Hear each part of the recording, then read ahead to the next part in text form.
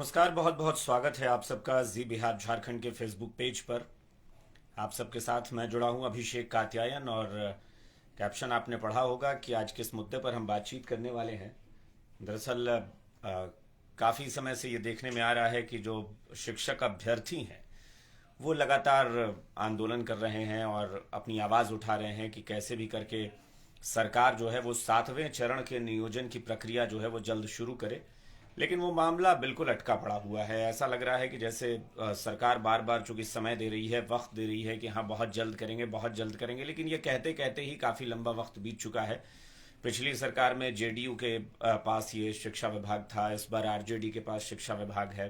तो मंत्री कोई भी रहे, सरकार कोई भी रहे, लेकिन ये जो शिक्षक अभ्यर्थी हैं उनको लेकर एक सवाल जरूर खड़े होते हैं। कुछ खड़ा हो रहा है कि आखिर क्यों नहीं सरकार सुन रही है।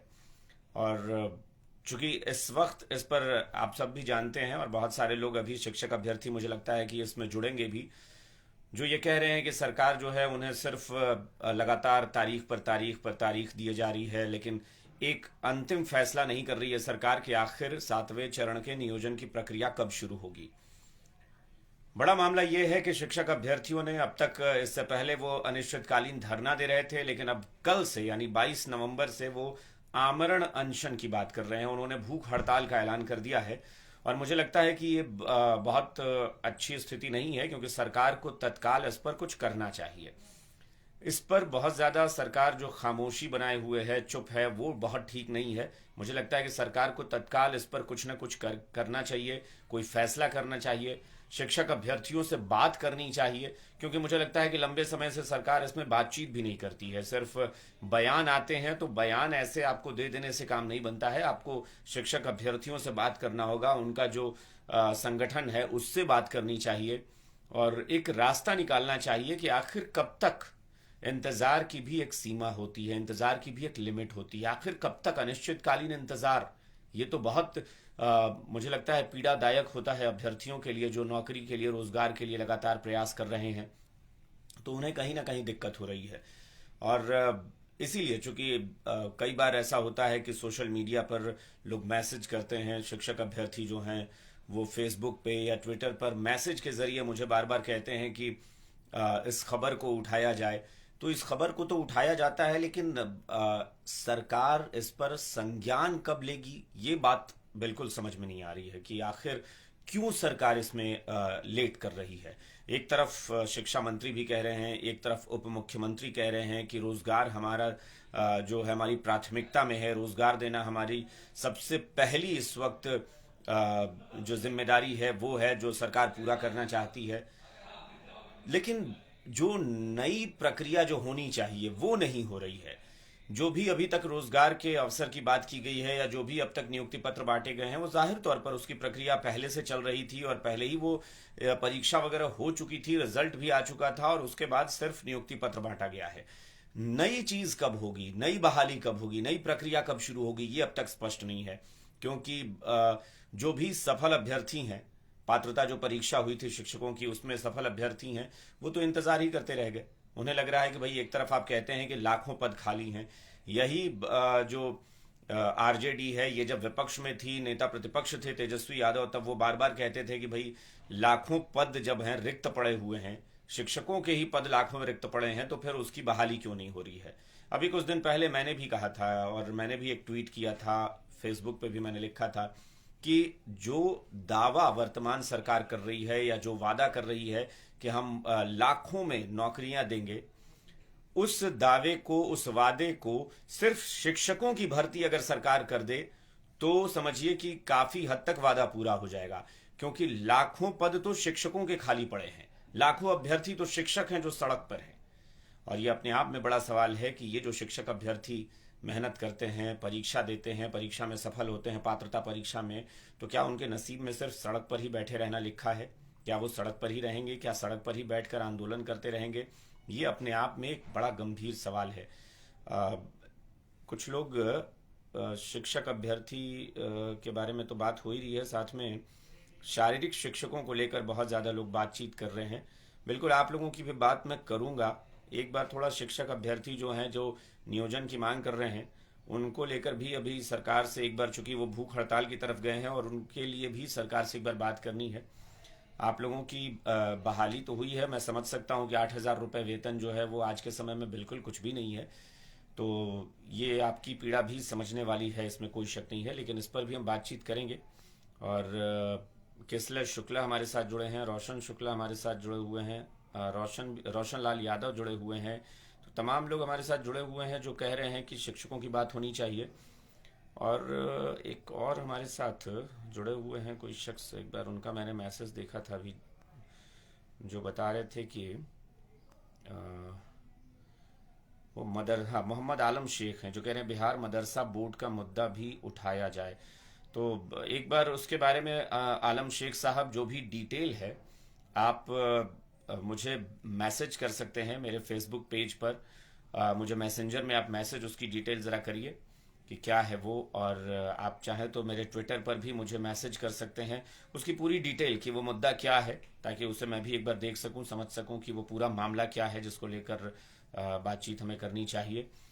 तो अभी फ़िलहाल चूंकि मैं 7वें चरण के नियोजन की बात कर रहा हूं, और मुझे लगता है कि मैं शिक्षा मंत्री या फिर आरजेडी के नेता और बिहार के उप मुख्यमंत्री हैं तेजस्वी यादव, उनसे भी मैं यही कहूँगा कि आप लोग कुछ कीजिए।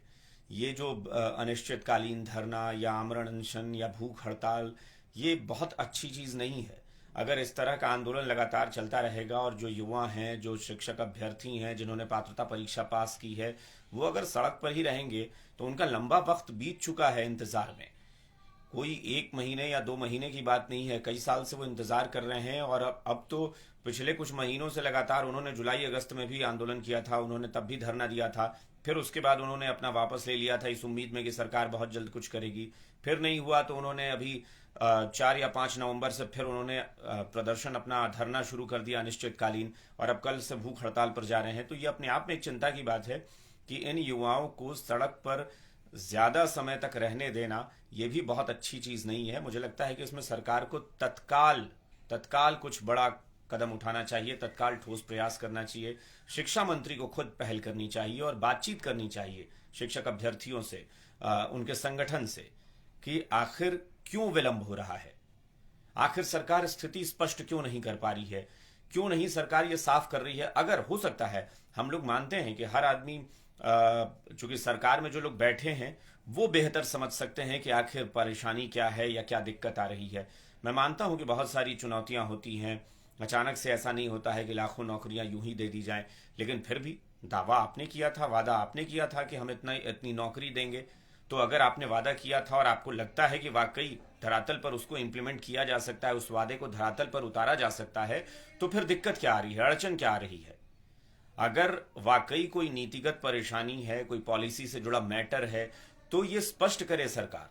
सरकार बताए कि हाँ हमें दिक्कत आ रही है, हमें इतना वक्त चाहिए। सरकार कहे कि इसमें दिक्कत है, हम नहीं कर पाएंगे। अगर आप नहीं कर सकते हैं तो आप में इतनी हिम्मत भी होनी चाहिए कि आप खुलकर बोले कि आप नहीं कर सकते हैं। और अगर आपको लगता है कि नहीं आप करना चाहते हैं लेकिन कोई परेशानी है, टेक्निकल प्रॉब्लम कुछ ऐसी आ रही है, तो वो स्पष्ट कर दीजिए। शिक्षक अभ्यर्थियों का जो संगठन है उनसे मिलिए, उनसे बात करिए और कहिए कि हाँ थोड़ा वक्त हमें चाहिए। लेकिन ये जो तुरंत करेंगे, जल्दी करेंगे, बहुत जल्द करेंगे, इस तरह की जो खबरें आप देते हैं और इस तरह की जो बातें करते हैं, उससे उम्मीदें जागती हैं। और उम्मीदें जब जागती हैं तो फिर लगता है कि इंतजार कब तक, कितना वक्त लगेगा, आखिर कोई समय तो होगा ना, आखिर इंतजार का भी एक कोई लिमिट तो होगी। मुझे लगता है चंदन कुमार जी ने तो हद ही कर दी है। चंदन कुमार जी थोड़ा धैर्य रखिए, मैंने कहा कि करेंगे, लेकिन एक ही मैसेज को बार बार बार बार बार बार आप टाइप करके भेज रहे हैं चंदन जी, तो उसका कोई मतलब नहीं है। मैं एक बार पढ़ूं या 100 बार उसी को आप भेज देंगे तो उससे कोई बहुत फर्क नहीं पड़ेगा चंदन जी।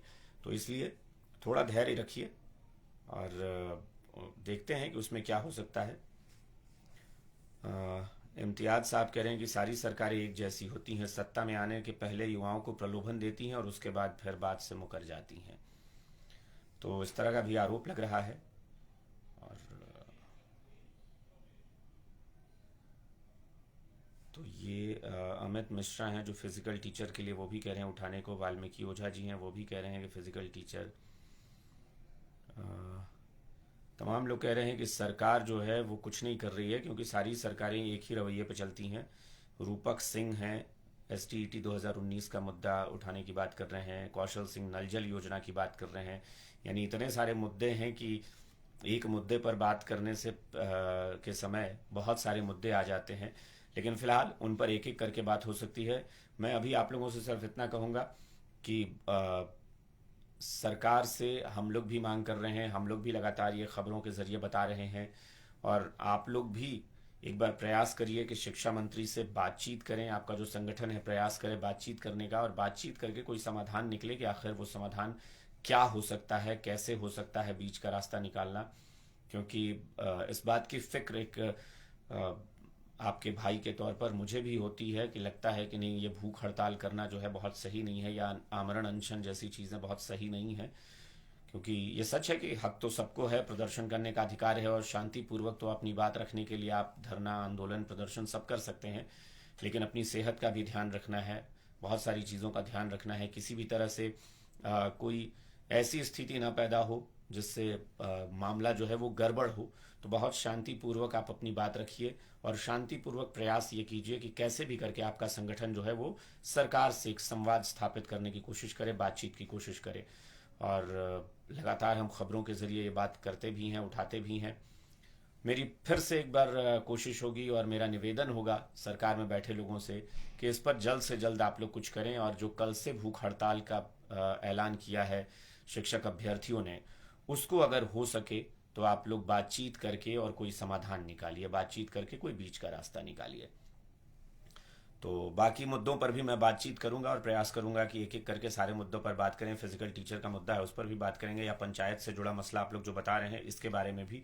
अगर आप लोगों को लगता है कि आपका कोई ऐसा मुद्दा है जिस पे बातचीत होनी चाहिए, तो वो लोग आप मुझे मैसेंजर पर मैसेज कर सकते हैं। जो मेरा फेसबुक पेज है अभिषेक कात्यायन के नाम से, उस पर आप मुझे मैसेज कर सकते हैं। मैं देख लूंगा और देखकर फिर आप लोगों के बारे में इस पर चर्चा करूंगा। तो बहुत बहुत शुक्रिया आप सबका फिलहाल जुड़ने के लिए।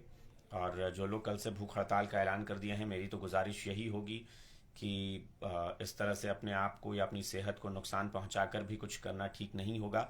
लेकिन फिर भी अगर आप अपनी बात रखना चाहते हैं तो बहुत शांतिपूर्वक और बहुत अच्छे से अपनी बात रखिएगा, और प्रयास कीजिएगा कि आपका संगठन जो है वो सरकार से एक वार्ता की स्थिति बने, एक बातचीत का रास्ता निकले, और बातचीत के जरिए कोई समाधान निकले। बहुत बहुत शुक्रिया आप लोगों का हमारे साथ जुड़ने के लिए। Thank you so much.